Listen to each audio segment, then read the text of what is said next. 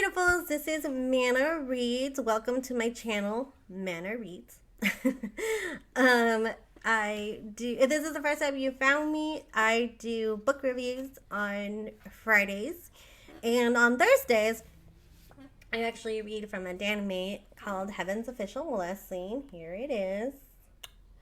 And so if you want to check that out, my videos are on a playlist that you can watch and enjoy at your leisure. Don't forget, if you like my content, to like and subscribe and turn on the bell icon so you don't forget or you don't miss a video from me. On Fridays, as I said, I do recommendations for different novels. Today we're going to be doing Song of Achilles. So, Song of Achilles is from Madeline Miller. And it's basically a novel about Achilles. However, it's not told from Achilles' point of view. It's told from his childhood friend's point of view, called Patroclus. I'm sorry if I mispronounced his name. But anyway, so Patroclus was a prince from a neighboring kingdom. However, he got exiled from his kingdom and got adopted or got fostered by Achilles' father. And so through some kind of chance encounters, he becomes Achilles' companion. And it kind of like, spends time with him a lot. And so the book is actually pretty easy to get through. The chapters are pretty short and they're pretty easy to read.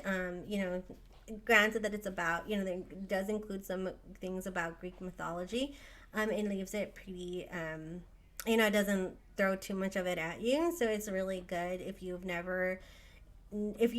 haven't read or know anything about Greek mythology. It's still a really good read for you because it doesn't make it so that you have to know too many names, and she makes it very clear. And so in this world, children are half gods, or some children are half gods. So they have a god as a parent, and then a mortal as the other parent. And usually, most of the time, I would say like 100% of the time, they stay with the mortal parent. Anyway, and so so Patroclus, becomes Achilles' companion, and they, travel along together. Up to the chapter where I am, which is chapter 10. They're in training with the centaur named Citron. A centaur, if you're not familiar, is a half man or half person, half horse. So they have a human torso and then a horse body.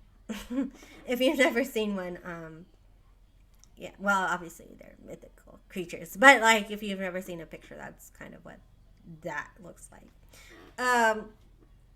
And so they're in training with him. The other thing that I like about this novel is that while it is easy to read, the language is very beautiful. Like he uses to describe Achilles. So there's one passage that's pretty early on, and so he describes Achilles, or he doesn't necessarily describe how he looks. He describes kind of like a feeling that he gets when he's watching Achilles and doing things. And so in one of those times, he was, looking at him doing like it was at a feast or something, or at a table. And so I'm just going to read one passage to you. So, I learned that he was not so dignified as he looked. Beneath his poise and stillness was another face, full of mischief and faceted like a gem, catching the light. He liked to play games against his own skill, catching things with his eyes closed, setting himself impossible leaps over beds and chairs. When he smiled, the skin of the corners of his eyes crinkled like a leaf held to a flame. He was like a flame himself.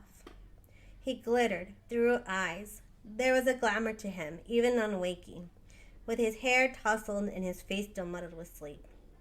Up close, his feet looked almost unearthly. The perfectly formed pads of the toes, the tendons that flickered like lyre slings. The heels were calloused white over pink from going everywhere barefoot. So That's one of the passages that kind of particulars. It describes Achilles, not just in a typical like, oh, he was tall with like blonde hair, that he was actually like, he describes the way he makes him feel, or the way that he perceives him as being like the sun, basically. And for Patroclus in particular, Achilles is kind of like the sun. He has a brightness to him that Patroclus does not have, especially because Patroclus wasn't raised. His father wasn't very friendly towards him, didn't really provide any affection in particular, and he wasn't really allowed to be with his mother. So he really hasn't felt that warmth in his childhood. And so Achilles is kind of that warmth for him. And so he kind of, chooses to kind of follow. He feels like he doesn't really have a choice, but that he, becomes happy when he's following Achilles around. And so as to far as to go to his train, like to follow him to training, because originally he wasn't supposed to go. He kind of ran away from the kingdom, from the palace that he was staying in. So, like I said, I'm only up to chapter 10, so we'll see how the rest of the story goes. Apparently, I have some friends who have read the novel, and they say that I should prepare myself. So we'll see. That's not very. We'll just see what happens. So I wanted to talk to you a little bit about that first, and just if you've read it, or if you think about reading some kind of Greek mythology ish type books, definitely I would pick up Song of Achilles. It's pretty, like I said, it's pretty good so far. Although I guess if you don't like sadness or sad things, then maybe not. But I would say that in life there's not a lot of things. Things are different, and they sometimes life isn't all sunshine and rainbows. So just give it a chance and see if you like it. I'm definitely giving it a go, so we'll see. I'm probably going to talk about it as I finish it. I probably should get it finished by this weekend so I could make another video about that. And then there are some other things that I have for you today, besides the Song of Achilles. I did pick up more books. I have an addiction that I made a whole YouTube channel out of. But I did pick up another YA novel. This is called The Alpha Sun. We're gonna see about this one too. I'm excited. This was one of my recommends, so I'm looking forward to reading this. It smells, but it's because it was in a box for a while, and then I left it in the box for a longer while. So this one is called The Temperature of Me and You. It's the hardcover. I also picked it up on Amazon. If you want to pick up any of these books for yourself, they are all on Amazon. You can purchase them using my Amazon affiliate link. That will help me with the channel, and you don't have to do anything extra. I will just get a little money off the top. So I'm excited about reading this one too, because I heard good things. I heard good things about the book, and I'm pretty excited about it. 16-year-old Dylan Highmark thinks his winter is going to be full of boring shifts at the Dairy Queen, till he finds himself in love with a boy who's literally too hot to handle. Ooh.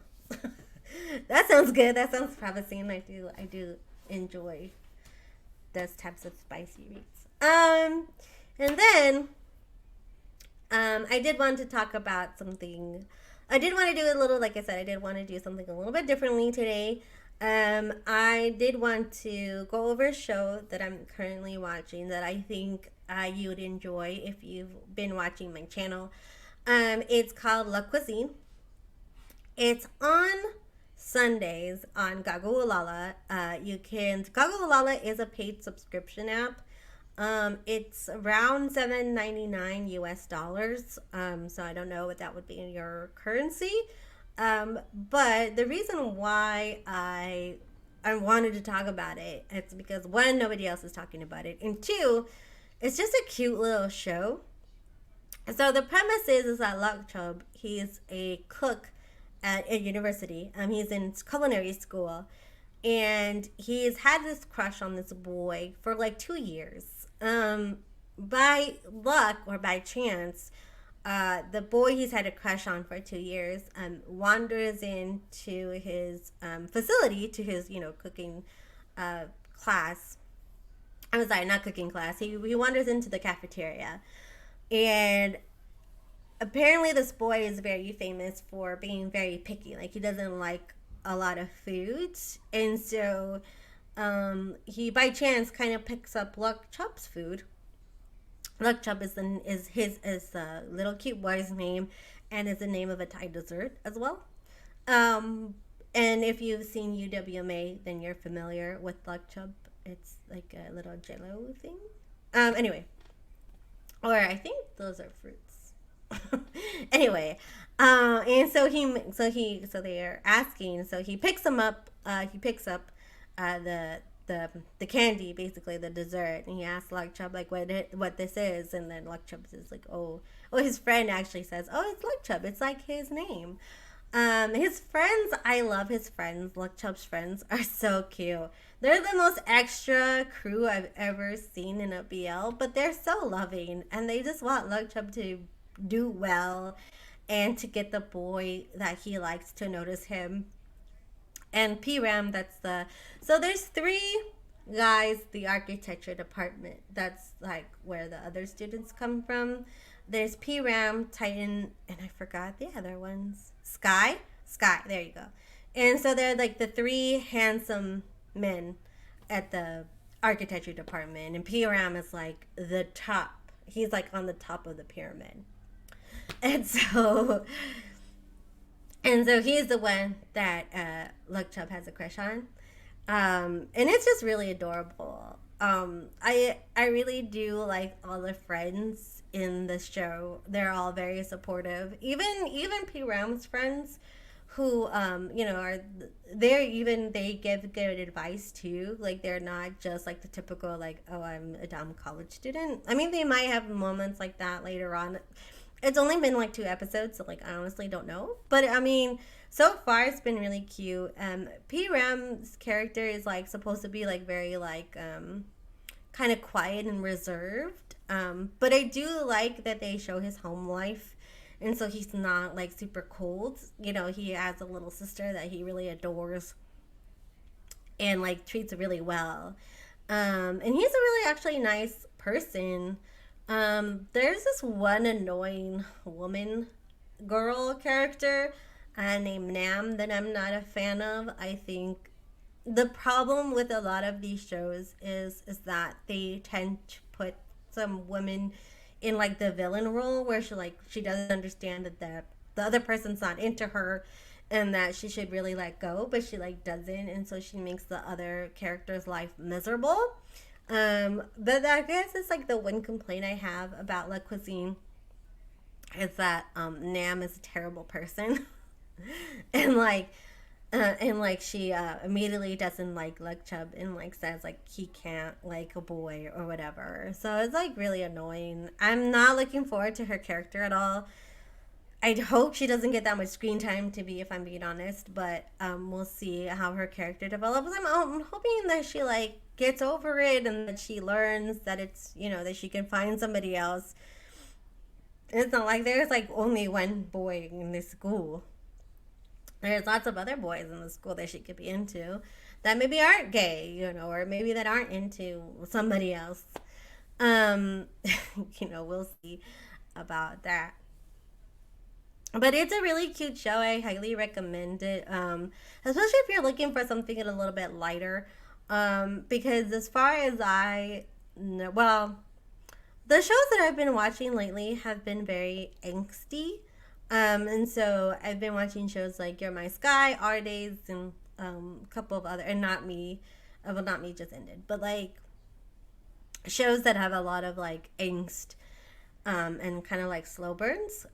So I do like the fact that I found a BL that was lighter and like just like really colorful, and it's, it's very cute. I mean, that's all I gotta say about it. It's just very adorable.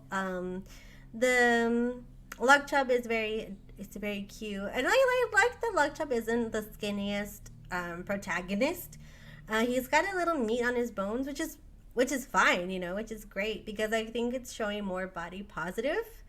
And I'm all about body positive over here, so it's a really enjoyable show, and I do recommend you all watch it and enjoy. Um, and then, so that's like my show recommendation. If you haven't found a good kind of rom com, I definitely think that you would like it. It's super enjoyable. Um, the other thing that I want to, well, so there's a couple things. I know this show is a little bit wonky, but who cares? Um, but I did actually want to talk about one of my favorite idols. He's in my Twitter handle at Fluke National.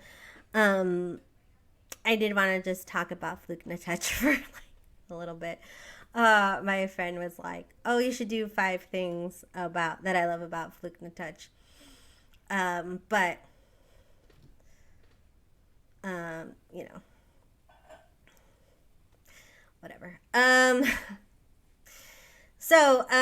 Yeah, so Fluke Touch is an actor. He started his career when he was 17. He's been in several roles. The one role that he's been in, he's been in Red Wine and the Dark Knight. He was in that with Stephen Fur. And the that's the first movie that I didn't see that movie until after I saw UWMA, but I saw that afterwards, and I was like, oh my god, um, who knew? And if you haven't seen Red Wine, I think you can find it on YouTube. I'm not sure, but it's a wild ride. It's basically about a vampire who meets a boy, and then that boy decides to become a psycho killer to feed his boyfriend. Basically, that's what it's about. And then I didn't get to see Ghost Ship, but Ghost Ship is another one of his movies that's been well loved. I know his partner, uh, um, Tidawat loves Yorla. That's one of the characters on the Ghost Ship movie. But I fell in love with him when I was watching UWMA. UWMA, if you haven't seen it, it's an amazing show. It's about 17 episodes. You can find it on YouTube for free. And you can also find it on Viki now for free as well. And the Viki has the uncut episodes, so you can, watch the whole thing there. That's fully subbed already. But UWMA is an amazing body of work. It's about four so basically it's a story of In and Korn who were in love in the 80s. However, their families were not supportive of their choices, and they ended up not being able to be together. Spoiler alert if you haven't seen it. And then they get reincarnated into the souls of Farm and Dean. Farm is played by Fluke, and then Dean is played by Ohm. And it goes through their story about kind of finding forgiveness for these two other characters while, navigating college and while navigating their own personal feelings in regards to themselves. It's a really amazing show. It's one of the things that made me fall in love with BL in general. I mean, I had seen Trapped, but UWMA was like the highlight for me at the time. And I fell in love with Fluke. He's a really amazing actor. He's been in lots of other things. And he always plays his role really well. He's a really great actor. The other movie that he was in was called My Bromance. That was done by YU Films.